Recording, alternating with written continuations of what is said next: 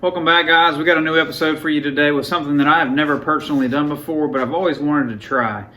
Luckily, my cousin and one of my great friends growing up, who I spent a ton of time hunting and fishing and just hanging outdoors with, is an expert cat fisherman. And when I say that, he can do it hook and line, but he also likes to do it with a trot line, specifically in the spring. And he's learned a lot about it in the commercial world, and now we do it kind of recreationally. So I took an opportunity to get out on the water with Khoury and pick his brain a little bit and learn how he does it. And then in some future videos, I think I'm going to make my own line.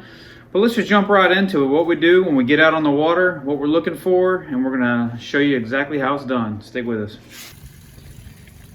All right, y'all, we're out here getting set up. About to go put the line out. First thing first, though, you got to get your bait right. We're using eels today. We got a couple of bluegills that we're going to use also. We caught in the creek earlier. Khoury's showing how slippery an eel is. That's right. He used to be strong, but he's getting older now. Rag trick. Rag trick. You got to have a rag for an eel, mate. But we're going to get this bait cut up. We'll get back to you.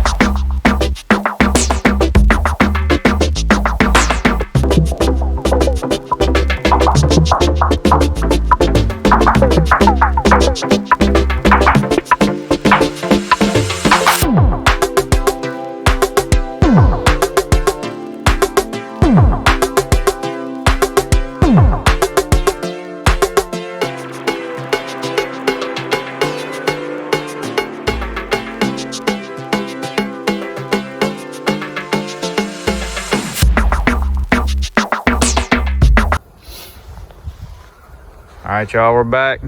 Morning 2, we got the line set and the pouring down rain. My audio sucks, so I'll have to edit over that, but how many are we gonna catch today? I don't know. I like to catch 25, but had some bad storms roll through last night. Sometimes it helps, sometimes it doesn't, so we'll find out. I know one thing.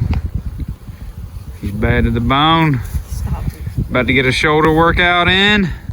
Wah! Let's see what we got. All right, Tomcat, you ready? Start pulling it.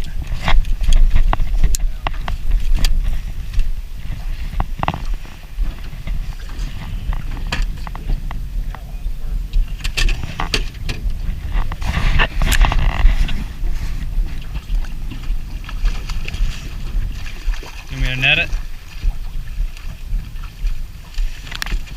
Don't let go of that line, Thomas.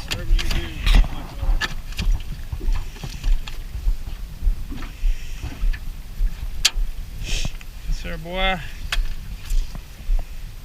That's perfect. Turn it like a key.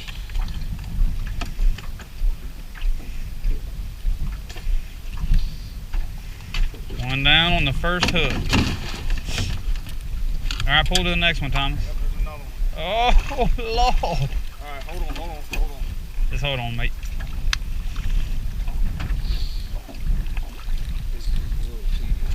It's all right.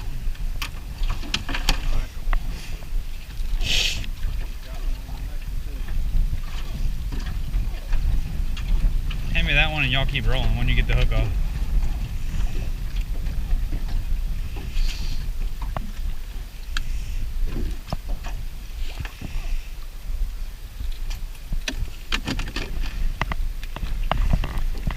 Oh yeah, you got a lot of catfish, man. Yeah, nice.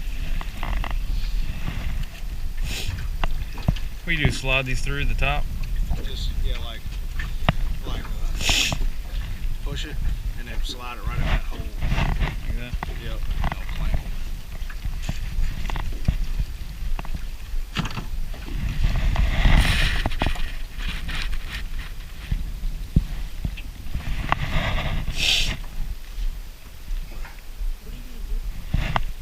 Eat them, man.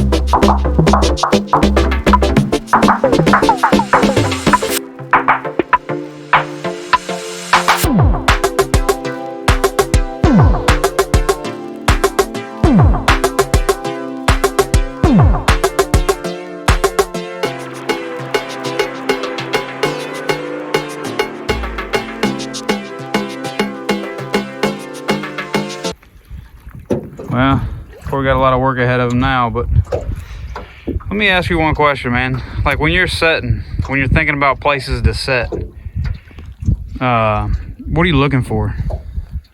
So just like any type of fishing, bass fishing, crappie fishing, anything you do, you look for like a feeder creek off of a main creek.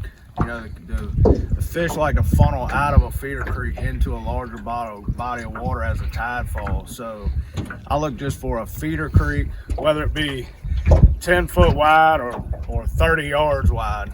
But that feeder creek, anytime I set, I try to set across the feeder creek, and that's where I have my most luck at. Yeah. Always eels and bluegills? What works best? Yeah, I mean, eels probably works the best, especially next month when the crabs start coming in. They'll pop the fish off your hook. You know, fish, it's easy for a crab to just cut it right off the hook. An eel, they got to really work for it to get it off. So I like eel. Yeah, you ever use shad? We do use shad. We set gill nuts for shad. That does work really good. You know, when I used to run long lines, you know, eel gets kind of expensive, so we bait them with all shad. The main thing when you hook fish, you got to make sure the scale don't get on the end of the tip of the hook. You know, you'll lose a lot of fish. Those big shad scales get hooked on the tip, and then you can't get them off. Yeah. All right, so now we know how to catch them, but how do we clean them? They're very similar to most other fish, except there's a little bit different technique due to some bony structures from the fins, as well as their skin is a whole lot thinner. You can do it with an electric knife, but it takes a lot of time and practice to do it without ruining the meat. I've cleaned a ton of fish with an electric fillet knife, and I tried it myself on the catfish, and I was about 50% success rate. I would do one half, and it would turn out great, and I would ruin the other half. So let's watch and see how Khoury does it. He's done millions of them probably in his life, but he'll show you a quick and easy way to do it. Let's check it out.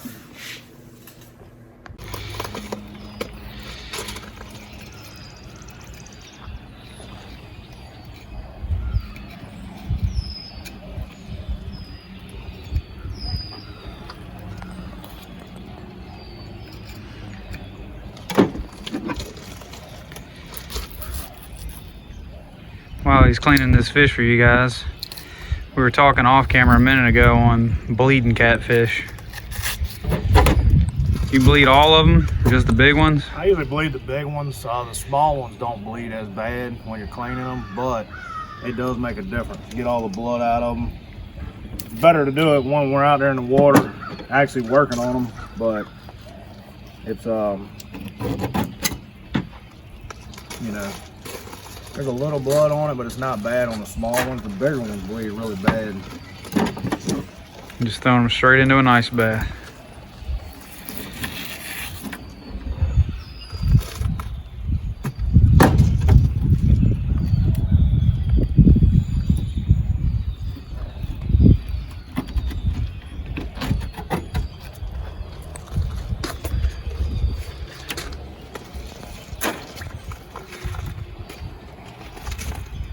Crab bait.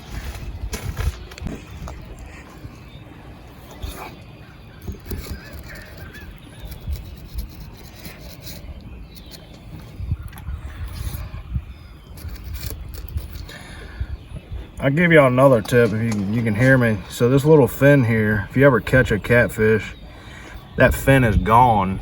It's been counted in a study. So they go around and count these fish.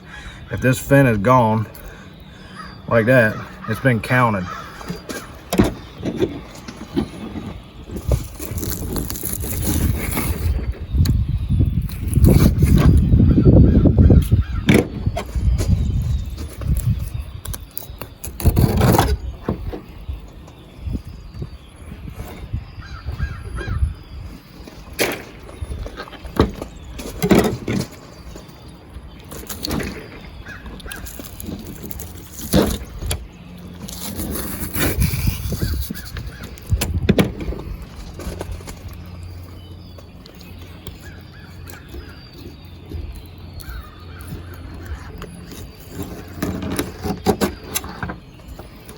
Quick.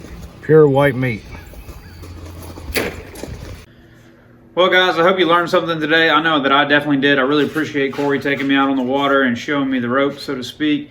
I got a lot to think about. I'm definitely going to make my own line and start fishing it myself just for some fun. And I'll make sure that I'll make a video on how I make mine, and I'll cover the exact setup from the bucket that you lay the line in, flake the line in, the type of line that you can use, the different setups that you can use. And there's a couple ways to do it, but he uses the hook system, which I really enjoyed for the ease and simplicity of setting it out and pulling it back in. You don't have to deal with tangles nearly as frequently because your line isn't permanently tied to the hook. So I enjoyed it, but we'll go over that in the next video on exactly the line we use, the rope we use, the weights that we use for anchors and everything else. So stick with us for that, and I'll get that to you as soon as I can. See y'all on the next one.